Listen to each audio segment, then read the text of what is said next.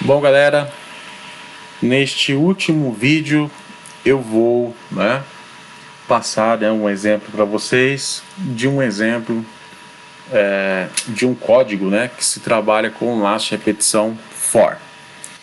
Para exemplificar o last repetição for, eu vou pegar o exercício de número 2. Olha só o exercício de número 2 da lista 3, tá? O exercício de número 2 da lista 3 diz o seguinte: crie um software que solicite ao usuário qual a tabuada que ele deseja e logo em seguida a aplicação deverá imprimir o resultado conforme a formatação descrita a seguir. É o mesmo exercício que vocês fizeram na lista 2, tá ok? Só que a diferença é o seguinte: aqui obrigatoriamente eu necessito resolver esse exercício com last repetição. Gente, a tabuada eu já sei que eu vou ter que fazer uma multiplicação 10 vezes, ou seja, a tabuada é uma multiplicação de 10 números, ok? Então se eu escolher a tabuada do 2, eu vou fazer 1 vezes 2, 2 vezes 2, 3 vezes 2 e assim por diante, ou seja, eu sei que vão ocorrer aqui 10 multiplicações. Isso não vai mudar, essa estrutura não vai mudar, porque a matemática funciona assim, entendeu? Então, automaticamente já vem na minha mente, Bom, se é uma estrutura que eu tenho que fazer uma multiplicação 10 vezes, bom, se eu preciso multiplicar 10 vezes e essa estrutura não vai ser alterada, ou seja, essa quantidade de vezes não vai ser alterada, essa rotina não vai ser modificada, eu posso utilizar o last repetição for, tá? Então vamos lá, vamos na massa, tá? Deixa eu fechar aqui o programa anterior. Vamos lá, gente. Vamos colocar aí as diretivas padrões, para se trabalhar, ou seja, as bibliotecas básicas aí, de comandos básicos aí do C++, stdio.h. Eu vou colocar a stdlib.h. Logo em seguida eu vou colocar minha função main e já posso, a partir daqui, começar a desenvolver o meu exercício, tá? Bom, o programinha vai ser a tabuada, então eu tenho que perguntar para o usuário qual tabuada que ele necessita, Então eu preciso criar uma variável aqui para armazenar, qual a tabuada que ele deseja mostrar na tela. Então eu vou criar uma variável aqui chamada tabuada. O exercício é bem semelhante ao que vocês fizeram na lista 2, a diferença é que nós vamos fazer aqui com last repetição, tá? Vou criar aqui uma variável chamada tabuada e logo em seguida vou solicitar para o usuário tabuada desejada, Ou seja, vou solicitar para o usuário, pedir para o usuário me informar qual tabuada que ele deseja. Logo em seguida, vou utilizar a função scanf para armazenar, o valor dessa tabuada, ou seja, qual tabuada que ele quer na variável tabuada, e já posso começar a trabalhar com o meu laço de repetição. Até aqui não tem nenhuma novidade, São os códigos básicos aí que vocês vêm acompanhando desde o início do semestre, tá bom? Bom, como que vai funcionar, gente? Vou abrir aqui um laço de repetição for. Esse for vai ter que executar 10 vezes uma rotina de multiplicação. Ou seja, ele vai ter que multiplicar 10 vezes alguma coisa. O que ele vai multiplicar 10 vezes? Ele vai multiplicar a tabuada 10 vezes e imprimir na tela. Ele precisa imprimir na tela essa estrutura aqui. Tá ok? Então é o seguinte: o laço de repetição for depende de uma variável, certo? Essa variável a gente costuma chamar de i, que seria uma variável de incremento, mas pode ser qualquer outro nome. E essa variável i ela vai inicializar com o valor, ela vai passar por um teste de uma condição e logo em seguida ela vai incrementar num passo, Se eu preciso de uma variável, para trabalhar dentro do for, já vou criar ela aqui. Então essa variável aqui que eu vou criar é chamada de i. Pode ser o nome que você quiser, tá? Bom, a variável que eu vou colocar aqui dentro do for, lembra lá, são 3 passos. Primeiro, a variável que vai ficar aqui dentro do for vai ser inicializada com algum valor, então vou inicializar ela Com 1, vocês vão entender o porquê que eu vou inicializar ela aqui com 1. Ela vai ter que ter uma condição que vai pré-determinar, ela vai até quanto, né? No caso aqui, eu vou calcular até 10, vocês vão entender o porquê até 10, menor ou igual a 10, e vai incrementar de 1 em 1. E aqui eu já posso começar o meu código. Só que antes de começar o meu código, deixa eu parar um pouquinho e dar uma revisada aqui nessa estrutura condicional.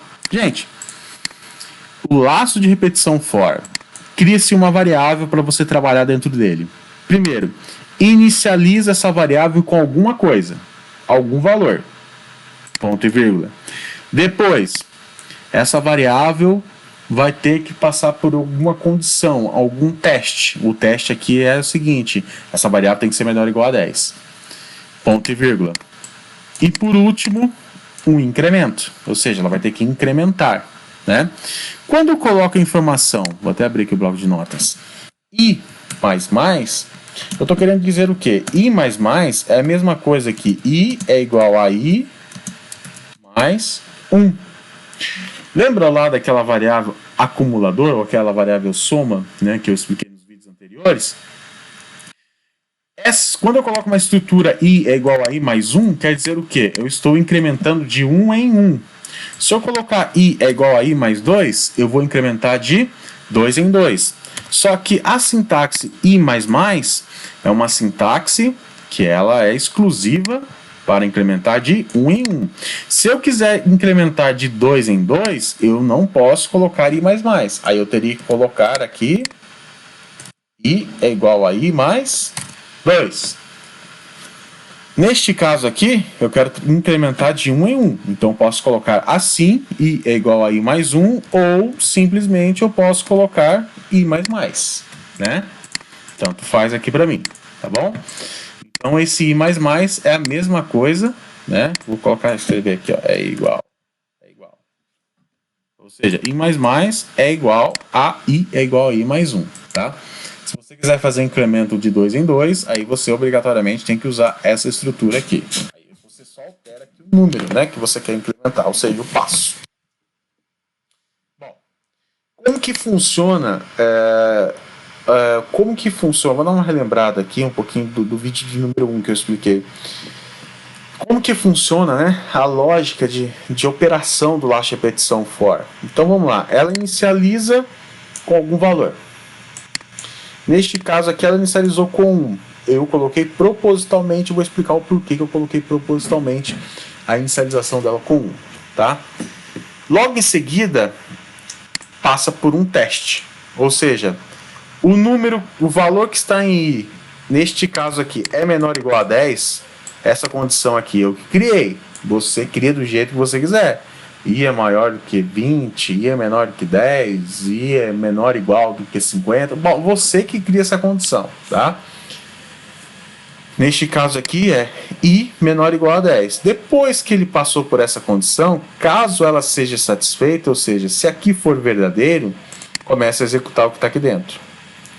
Executou o que está aqui dentro, finalizou, passa pelo incremento. Aí vai depender de como que você estruturou o seu incremento, ou seja, qual é o passo do seu incremento. Neste caso aqui, o meu passo do meu incremento é de 1 em 1. Bom, incrementou 1 e estava valendo 1, passa a valer 2.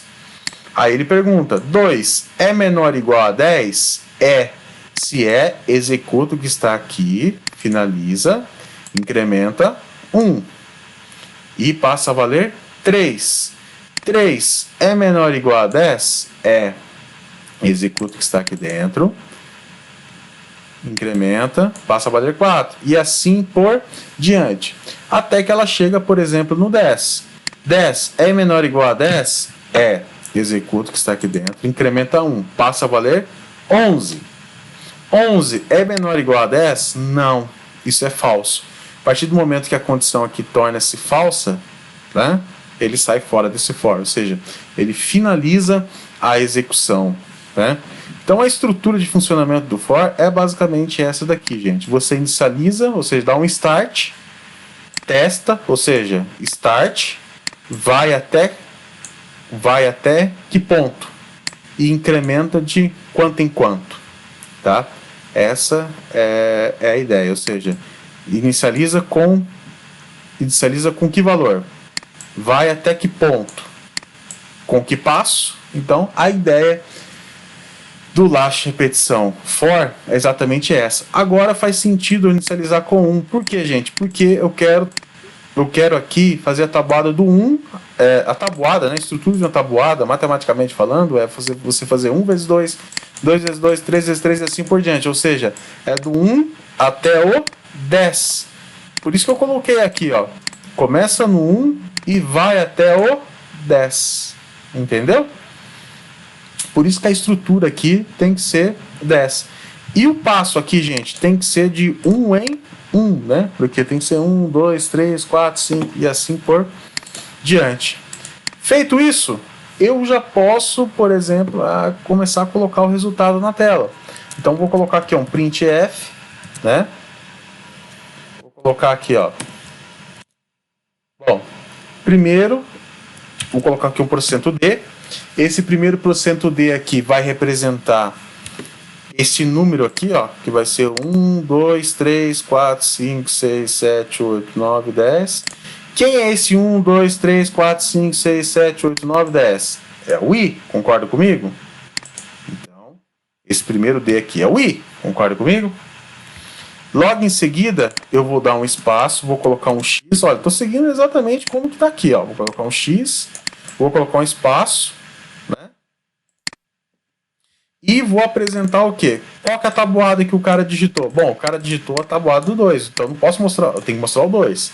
Então aqui eu vou mostrar mais um %d, aqui eu vou colocar mais um %d porque eu vou mostrar uma variável. Qual variável que eu vou mostrar aqui? Bom, a variável que eu vou mostrar aqui é a tabuada. Então vou colocar aqui, ó, tabuada. Olha só o que ele vai fazer. Esse primeiro %d aqui vai mostrar o i. Esse i vai ser 1, 2, 3, 4, 5, 6, 7, 8, 9, 10. Aí depois eu dou um espaço, mostro o X, dou um espaço, logo em seguida eu coloco o %D e na frente eu vou mostrar a tabuada. Qual a tabuada? Se o usuário digitou 2, vai aparecer aqui o 2, né? Vou colocar no igual, espaço, igual, espaço, e vou colocar mais um %D aqui, ou seja, vou mostrar o resultado de uma outra variável ou de uma outra operação, né? Vou colocar uma vírgula, só que neste caso aqui a operação que eu vou colocar é entre parênteses. Por quê? Porque eu preciso mostrar aqui, gente, o resultado da tabuada. Como que se calcula uma tabuada? É 1 vezes o valor da tabuada, 2 vezes o valor da tabuada, 3 vezes o valor da tabuada e assim por diante. Então no nosso caso aqui é o quê? É i vezes o valor da tabuada. Então vou colocar aqui i que multiplica tabuada. Colocar aqui um ponto e vírgula. Ou seja, se eu colocar nessa estrutura aqui, ele vai imprimir exatamente como está aqui, tá? Então não se esqueçam, gente. %D está relacionado com esse i, esse primeiro %D está relacionado com esse i, esse segundo %D está relacionado com essa variável chamada tabuada, e esse terceiro %D está relacionado com esta operação matemática aqui, né? Separadinho aqui por vírgula, né? Seguindo sempre a ordem, né? Seguindo sempre a ordem, ou seja, de forma sequencial, né? A ordem dos %Ds aqui é a mesma ordem das variáveis, ou seja, os resultados aqui vão ser na mesma ordem, tá bom? Só que tá faltando uma coisa aqui, gente.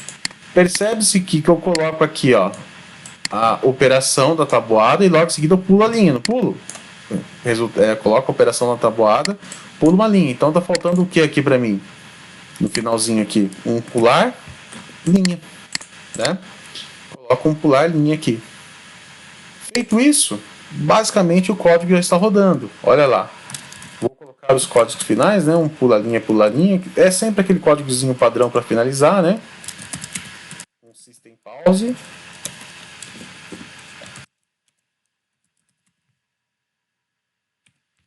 Só de fazer isso aqui, vou salvar. Vamos testar? Opa! Temos um probleminha aqui. Aqui, perdão. É tabuada, né? Aí. Vou digitar a tabuada do 2. Olha lá, gente. Executou perfeitamente. automaticamente. Tá vendo? Ou seja, eu não precisei ficar repetindo, né, essa linha aqui. Se eu não fosse utilizar o laço de repetição for, essa linha aqui, ó, né, essa linha aqui, eu teria que copiar e colar 10 vezes, né, e ficar alterando aqui no lugar do i, eu teria que ficar colocando 1, 2, 3, 4, 5, 6, 7, 8, 9, 10. Concordam comigo? Aqui no lugar do i eu teria que ficar colocando 1, 2, 3, 4, 5, 6, 7, 8, 9, 10. Mas dentro de um laço de repetição for, o próprio for faz isso para mim de forma automática, né? Por isso que eu inicializei ele com 1 e fui até 10. Ok, pessoal? Bom, vou disponibilizar para vocês, né, esses 3 exemplos, né? Todos os exemplos que eu utilizei nas videoaulas, né, desta aula vai estar disponível para vocês aí no portal. O que eu vou pedir para vocês? Vocês vão desenvolver para mim a lista de número 3, porém, eu preciso avaliá-los, né, através do EAD. Então, eu quero que vocês entreguem para mim o exercício de número 3 e do número 3 até o número 6, tá? Então, eu quero até semana que vem, gente, que vocês postem para mim do número 3 até o número 6. Como que vocês vão fazer isso daqui? Vocês vão resolver o exercício, vão pegar o código, colar lá no Word, no TXT, no Notepad, bom, qualquer editor de texto, certo? Cola a resolução do exercício 3 até o exercício 6, cola lá para mim, entendeu? Posta para mim como atividade avaliativa, certo? Então, para essa semana, né, vocês têm uma semana para fazer isso, vocês têm que postar do exercício 3 até o exercício de número 6 para mim no portal. Não precisa ser 3 arquivos, né? Pode ser apenas um único arquivo contendo os 3 códigos, tá bom? Só separa e identifica cada número, ok? Vou deixar bem explicadinho no portal EAD, é bem simples, tá? Se tiver alguma dúvida, vocês podem entrar em contato comigo, tá bom, pessoal? Um forte abraço.